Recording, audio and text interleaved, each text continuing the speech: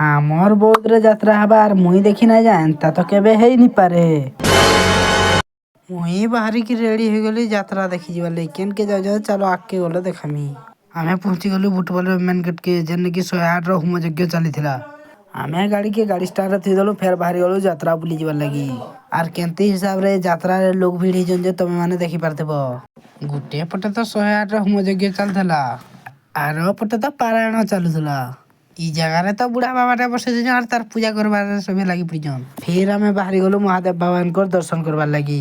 ଆର୍ ଇ ଜାଗାରେ ତ ବାଲିରେ ମୂର୍ତ୍ତି ବନାବାର ଷ୍ଟାର୍ଟ କରିଥିଲେ। ଚାହା ମାହାଲିଆ ପାଇଛୁ ବୋଲି ମୋର ଭଞ୍ଜା ତ ଢକ ଢକ ପିଇ ଦେଉଛନ୍। ଇ ଜାଗାରେ ତ ସପ୍ତ ମୁନି ଋଷିଙ୍କ ଷ୍ଟାଚୁ ଲଗାଇଥିଲେ।